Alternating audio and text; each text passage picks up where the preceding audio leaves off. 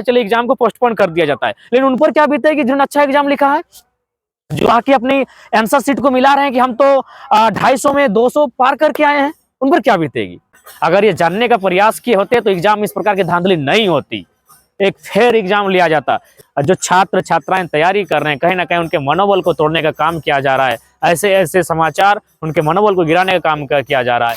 जालिम पेट का सवाल है।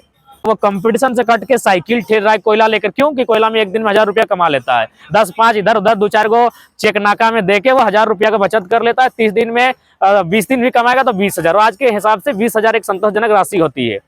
तो अब ये माहौल तैयार हो रहा है, यानी वो अब कंपटीशन के लिए नहीं जाता है, वो अब शिक्षा के लिए नहीं जाने का प्रयास कर रहा है। वो चाह रहा है कि रोजगार आए, रोजगार कहाँ से आए डज नॉट मैटर। हम तो चाहेंगे मुख्यमंत्री बीजेपी के दामन थाम ले, सारा पाप धुल जाएगा, बीजेपी गंगा है। अमित दास 2002 के डोमिसाइल पॉलिसी के आंदोलनकारी थे, तो अमित दास ने त्याग किया है, उनका स्वागत रहेगा, हम लोग मिलकर काम करना चाहेंगे। दोनों पार्टी में थे, उन्होंने इस झारखंड की भावना उनके भीतर थी, उनका हम सम्मान करते, उन्होंने रिजाइन दिया। तो वे भी साथ आएंगे तो उसमें कोई आपत्ति नहीं है। तो अमित दास बहुत बड़ा त्याग उन्होंने किया, क्योंकि जब आज सरकार में है वो रह के बहुत सारा पैसा कमा सकते थे, या तो किसी बोर्ड का चेयरमैन बन सकते थे, या फिर जिस प्रकार को मंत्री का प्रभार मिला योगेंद्र जी को, उनको भी मिल सकता था। गिरिडीह लोकसभा से उन्हें लड़ने की इच्छा जाहिर की है, लेकिन अभी तक संगठन का मोहर नहीं लगा है। जब तक लेटर हेड में नहीं आएगा, अनिल भी गिरिडीह लोकसभा से हैं, तो ये कोई मायने नहीं है कि हम ही लड़ेंगे। एक रायशुमारी बैठक होगी। झारखंड का सबसे गर्म मुद्दा भी बन गया है छात्रों का, जैसे सीजीएल में जो एक क्वेश्चन पेपर लीक हुआ उस पर लोग आंदोलन करते हुए नजर आ रहे हैं, क्या कहेंगे। हाँ, बहुत दुख और दुर्भाग्य का विषय है कि एक छात्र, मैं भी छात्र हूँ, अभी तक छात्र हूँ, क्योंकि अभी मुझे लगता है 2-3 साल हमारा छात्र जीवन चलेगा पीएचडी को पूरा करने तक। तो छात्रों की जो समस्याएं हैं मैं जानता हूँ। मैं सीजीएल पर बात करने से पहले छात्र की समस्या पर बात करता हूँ, उसकी पीड़ा से पूरे झारखंड को अवगत कराता हूँ, उसकी पीड़ा पर चर्चा करता हूँ। मैं जहाँ खड़े हैं ये मात्र हमको लगता है 100 मीटर में आपका एनएच है। 100 मीटर भी नहीं, शायद 50 मीटर होगा। एक बार किक करेंगे बॉल चल जाएगी एनएच में। यहाँ सुबह आप देखिएगा, मुझे लगता है कम से कम इस चौक में 50 के 100 की संख्या में छात्र एकत्रित होते हैं।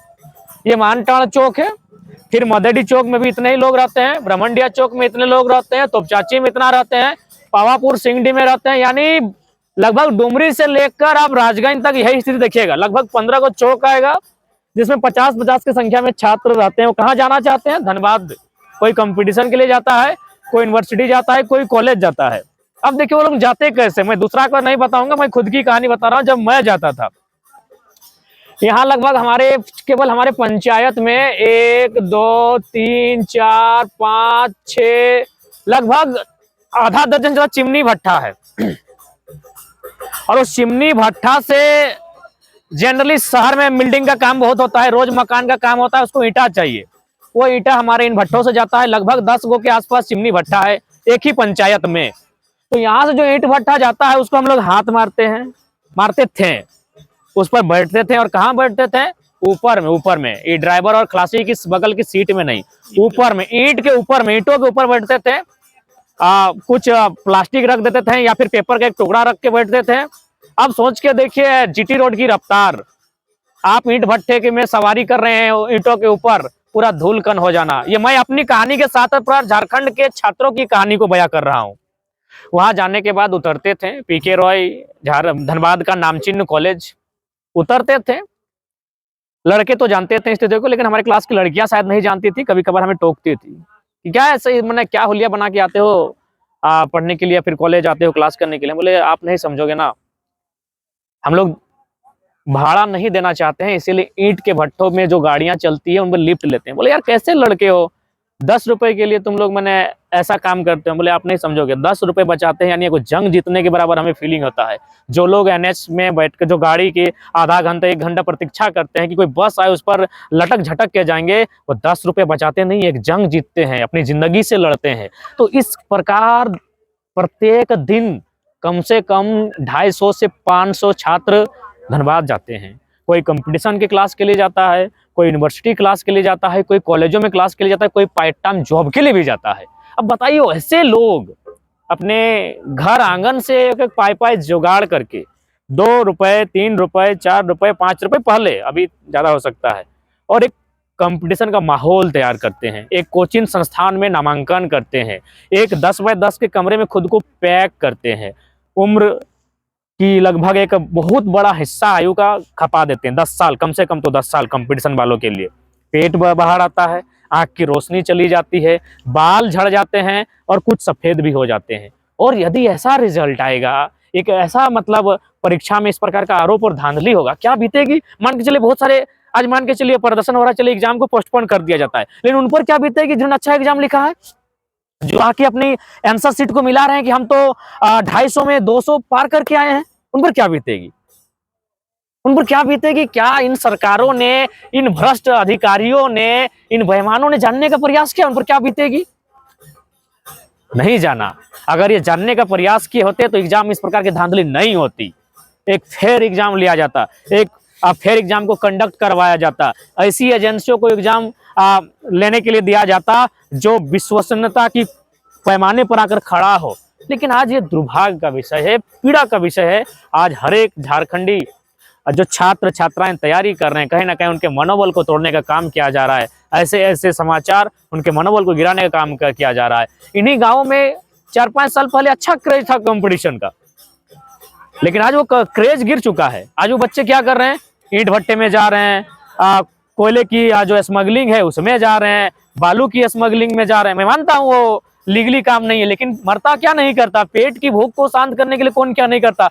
वो कंपटीशन से कट के ट्रैक्टर में जा रहा है, वो कंपटीशन से कट के साइकिल ठेल रहा है कोयला लेकर, क्योंकि कोयला में एक दिन में 1000 रुपया कमा लेता है। 10-5 इधर उधर 2-4 गो चेक नाका में देके वो 1000 रुपया का बचत कर लेता है। 30 दिन में 20 दिन भी कमाएगा तो 20,000, आज के हिसाब से 20,000 एक संतोषजनक राशि होती है।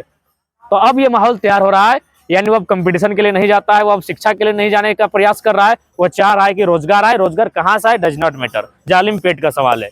तो मेरे हिसाब से ये सरकारें, ये भ्रष्ट जो परीक्षा लेने वाली एजेंसियां या फिर हमारे JSSC अथवा JPSC की जो संस्थाएं हैं, कहीं ना कहीं एक आम व्यक्ति, एक आम छात्र के ख्वाबों को एकदम चकनाचूर कर दे, रोंद रही है।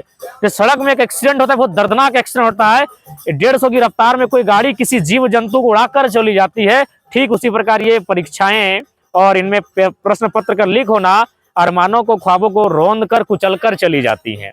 तो इसलिए इसका हम लोग खेद प्रकट करते हैं, आक्रोश प्रकट करते हैं और राज्य सरकार से अपील करते हैं, JPSC JSSC से अपील करते हैं कि यदि जिंदा हो तो ढंग से काम किया करो, नहीं तो ऐसे संस्थानों का कोई औचित्य नहीं बनता है। बंद कर दीजिए ऐसे संस्थान जो हजारों नहीं लाखों बच्चों के भविष्य को गर्त में डाल रही है। आज वो क्या करेगा, जो क्वेश्चन आके घर में मिला रहा है, मेरा तो 250 में 225 बन गया है, मैं तो क्रैक कर रहा हूँ परीक्षा, और आप उसको पोस्टपोन कर रख देंगे, क्या होगा, उस पर क्या बीतेगी। तो हम लोग छात्रों के साथ हैं, फेयर एग्जाम कंडक्ट किया जाए और अब भविष्य में ये ध्यान रखा जाए जिस प्रकार, अच्छा एक बात बताए, मैट्रिक भी एक एग्जाम होता है, 12 भी एक एग्जाम होता है। अरे वो भी मेरे जीवन का एक इंपॉर्टेंट एग्जाम है, उसको भी हम एक ही बार लिखते हैं, अगर फेल होते तो दोबारा लिखते हैं। तो वो एग्जाम जब होम सेंटर होता है तो ये एग्जाम भी होम सेंटर होने चाहिए। आज कोई 200 किलोमीटर की दूरी से, कोई 250 किलोमीटर की दूरी से कोई पति को के साथ लेकर आई है, कोई ससुर को साथ लेकर आई है, तो अब होम सेंटर होना चाहिए और प्रत्येक प्रखंड में जो कंप्यूटर बेस्ड एग्जाम है उनको प्रोत्साहन मिलना चाहिए और एक विश्वसनीय एजेंसियों को काम सौंपना चाहिए, ताकि भविष्य में स्टूडेंट के साथ कोई छल कपट ना हो, वो इस राज्य में उम्मीद जगाए, इस लोकतंत्र में उनकी आस्था बने, ये प्रयास होना चाहिए। ईडी जांच करने जाती है हेमंत सोरेन के घर, वहाँ पता चलता है कि हेमंत सोरेन दिल्ली चले जाते हैं। दिल्ली भी जाती है ईडी, लेकिन दिल्ली में भी हेमंत सोरेन नहीं पकड़ता। ठीक कर रहे हैं मुख्यमंत्री, ठीक ही कर रहे हैं, बस मरता क्या नहीं करता। हम तो चाहेंगे मुख्यमंत्री बीजेपी के दामन थाम ले, सारा पाप धुल जाएगा, बीजेपी गंगा है। अच्छा, नकल विरोधी कानून मुख्यमंत्री साहब बनाए थे कि 10 साल का सजा या 1 करोड़ का जुर्माना, तो ये सब चीजों में क्या वो तो भाषणों में था, इम्प्लीमेंट कहाँ हुआ था, इम्प्लीमेंट नहीं हुआ था। छात्रों का दर्द कौन सुनेगा? देखिए, छात्रों का दर्द मुझे नहीं लगता है कि फिलहाल कोई सदन में सुनने वाला है। अगर सुनने वाला होता तो जरूर आंदोलन करते हैं, जरूर। और आज से तो छात्र अपने दर्द को नहीं बता रहे हैं, ये भी सब अभी चुनावों की तैयारी में है। छात्रों को अपने दर्द को हथियार बनाकर, उस ढाल को पिघाल कर और उन्हें युद्ध करना होगा, यानी आंदोलन करना होगा।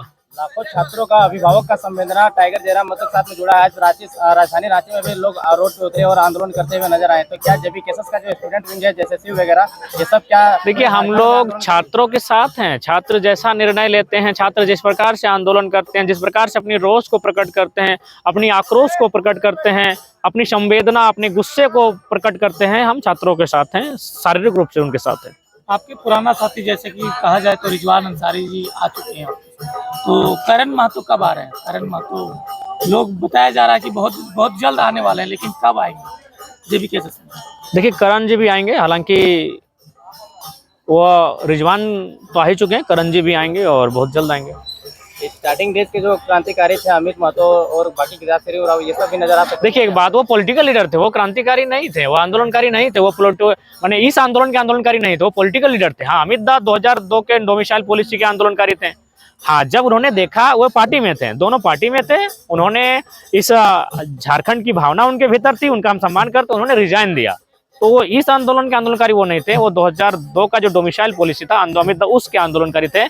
लेकिन उन्होंने अपना मन के अंतरात्मा को टटोला और सरकार में जो पार्टी थी उस पार्टी में थे। बिल्कुल, उन्होंने बहुत बड़ा त्याग किया है। लेकिन मेरा मानना है कि आंदोलन कहीं ना कहीं धनबाद बोकारो से खड़ा हुआ था और वो साथ देने के लिए आए थे, तो वे भी साथ आएंगे तो उसमें कोई आपत्ति नहीं है। तो अमित दास बहुत बड़ा त्याग उन्होंने किया, क्योंकि जेएमएम आज सरकार में है, वो रह के बहुत सारा पैसा कमा सकते थे, या तो किसी बोर्ड का चेयरमैन बन सकते थे, या फिर जिस प्रकार को मंत्री का प्रभार मिला योगेंद्र जी को, उनको भी मिल सकता था। तो अमित दास ने त्याग किया है, उनका स्वागत रहेगा, हम लोग मिलकर काम करना चाहेंगे। 4 तारीख वाला भी कैंसिल हो गया दादा। देखिए, अभी भी हम बात कर रहे थे छात्रों से, उन्होंने कहा यार ये तो पीड़ादायक स्थिति है, गलती 1-2 से होती है और पूरा परीक्षा कैंसिल हो जाता है, तो कहीं ना कहीं ये बहुत ही कष्टकारी विषय है। इसके लिए कहीं ना कहीं आपको मैं बार बार कह रहा हूँ, जब तक आप झारखंडियत को परिभाषित नहीं करेंगे। देखिए, गैर राज्य, खासकर उत्तर भारत में साफ कहता हूँ, दक्षिण भारत के लोग में थोड़ा ह्यूमैनिटी होती है। जो तेलंगाना से आते हैं, तमिलनाडु से आते हैं, उनका, वे भी IAS IPS बनकर आते हैं, उनका काम करने का तरीका और इस साइड से आने वाले लोग काम करने का थोड़ा सा अलग होता है। देखिए, ये लोग जितने भी बड़े पदाधिकारी हो या फिर किसी भी हेड ऑफ डिपार्टमेंट हो, उन्होंने कभी इक्वलिटी, सोशल जस्टिस को कभी, मैंने 2-4 लोग होंगे ईमानदार, उनको नमन बंधन है, लेकिन मैक्सिमम जो उनका रिजल्ट आता है वो कहीं ना कहीं नाखुश करता है। और राज्य के हमारा जो मिनरल से उनको लूटने का काम करते हैं, और उसी के क्रम में आज हमारे पड़ोसी राज्य लगातार हमें सता रहे हैं, लगातार हमारा दोहन कर रहे हैं, हमारा दमन कर रहे हैं। तो ऐसे में जब तक झारखंडियत परिभाषित नहीं होगी, ये राज्य की दुर्दशा आगे और बढ़ेगी। गिरिडीह लोकसभा से जो टाइगर जयराम महतो लड़ रहे हैं, वहाँ से सबसे बड़ा कंपटीटर किसको मानते हैं? देखिए, अभी गिरिडीह लोकसभा से हमने लड़ने की इच्छा जाहिर की है, लेकिन अभी तक संगठन का मुहर नहीं लगा है। जब तक लेटर हेड में नहीं आएगा, हो सके गिरिडीह से हम शिवाजी के साथ जा सकते हैं, गिरिडीह से हम अशोक के साथ जा सकते हैं, अनिल भी गिरिडीह लोकसभा से हैं। तो ये कोई मायने नहीं है कि हम ही लड़ेंगे। एक रायशुमारी बैठक होगी और लोकतांत्रिक ढंग से उस समय ये भी कहा जाएगा कि अगर फरजान जी लड़ने के इच्छुक हैं, रिजवान जी अगर इच्छुक हैं, मोतीलाल जी इच्छुक हैं, अजय जी हैं, कमलेश जी उसी क्षेत्र से आते हैं, और बहुत सारे तमाम साथी हैं, रायशुमारी होगी, फिर लोकसभा का कैंडिडेट घोषणा किया जाएगा। 4 तारीख को जेबी केसेस का क्या प्रोग्राम है? देखा जाए तो PM, CM और प्लस देखिए, कांग्रेस के अध्यक्ष जी का पैदल यात्रा भी है। ठीक है, हम लोग को प्रोग्राम, हम लोग का भी धनबाद में होने की संभावना है। हम लोग भी अपनी विचारों को शक्ति प्रदर्शन के माध्यम से संचार करेंगे। दादा, 8 साल लगातार प्रतीक्षा किए हैं और 8 घंटे में इस तरह से हो गया, तो भरोसा किस पर करेगा? छात्र इतना घर परिवार त्याग करके, आप तो अभी जितना है दर्द अभी आपने सुनाया, फिर भी अब भरोसा टूट जाएगा, फिर वो स्टूडेंट क्या करेंगे फ्यूचर के लिए? देखिए, भरोसा पॉलिसी ही उनको बचाएगी। कानून का देश है, मानते हैं 10 प्रकार के धर्म है भारत में, संविधान में जो मान्यता मिला है सभी के अनुसार दुनिया और ईश्वर की अलग अलग व्याख्या है। लेकिन मेरा मानना है इंसान को इस कलयुग में कोई बचाएगा तो कानून बचाएगा, और कानून यानी फिलहाल छात्रों का कानून जो पॉलिसी होती है, अब पॉलिसी ही उनको बचाएगी। और पॉलिसी में अगर अंग्रेजी क्षेत्रीय भाषा बनेगी तो फिर छात्र कैसे बचेंगे? हमारे मूर्ख लोग पता नहीं कौन से हमारे जो सचिवालय में बैठे हैं, या फिर जो लोग पॉलिसियां बनाते हैं, विभागीय लोग, एकदम मूर्खता का परिचय देते हैं। इंग्लिश को रीजनल और ट्राइबल लैंग्वेज बता रहे, हद हो गया है। तो ये कहीं ना कहीं कहते हैं अंधेर नगरी चौपट राजा का हाल है झारखंड में, बेवकूफ़ी भरा कार्य कर रहे हैं और हम लोग बस अपने रोजमर्रा के जीवन में इतना अस्त व्यस्त हो चुके हैं कि बोल भी नहीं पा रहे हैं। और अगर जरा महतो बोल रहा है तो लोग बोलते नेता बन तो एगो जात के लागो, ई लागो, घर लमका लगो, ढमका लगो, फमका लगो, छटका लगो, बड़का लगो, ऐसे बोलते हैं। 23 साल झारखंड हो गया, तो जब बिहार से अलग हो गया झारखंड, तो फिर आखिर में आरोप बिहार पर या पड़ोसी क्यों पड़ता है? देखिए, क्योंकि उन्होंने चुंगल में फंसा कर रखा है। उन्होंने बंटवारे की मर्यादा का अनुपालन नहीं किया है। बंटवारा जब भी होता है तो बंटवारे की एक मर्यादा होती है। दो भाई में किसी जमीन के टुकड़े का बंटवारा होता है तो बड़ा भाई कितना भी बलशाली क्यों ना है, उसका कभी कर्तव्य नहीं बनता है कि छोटे भाई ने अपने हिस्से के बंटवारे के हिस्से में कौन सा फसल लगाया है उसे झांकने का उसे कोई अधिकार नहीं बनता है। वह अपनी जोरू को अपने घर में किस प्रकार से रहने के लिए दे रहा है, खाने के लिए दे रहा है, उसे झांकने का कोई अधिकार नहीं होता है। तो यहाँ झारखंड और बिहार का जो बंटवारा हुआ है, इसमें जो बड़ा भाई बिहार है वो मर्यादा को लांघ रहा है। वह छोटे भाई के अधिकारों को छीनता है, झांकता है, फर्जी सर्टिफिकेट बना के प्रवेश करता है और सिस्टम को बल्कि हैक करके रखा है। ये तो आपको सीजीएल सरकारी चीज से दिखता है। कल आए थे कुछ CAMRI या फिर CAIMR कुछ एक संस्था है, तो नहीं अब कंफर्मेशन नहीं है, कल ही आए थे, हमको दिए हैं, हमारे ऑफिस में होगा। वहाँ 150 झारखंडी काम कर रहे थे जो सरायडेला, सुगियाडी, भेलाटाड़ आसपास के हैं। वो बंदा आता है कहाँ का, बलिया का, वो 150 का 150 बलिया से रिप्लेस करना चाहता है। झारखंडियों को हटा के 150 का 150 बलिया। अब चीज़ों को समझना होगा।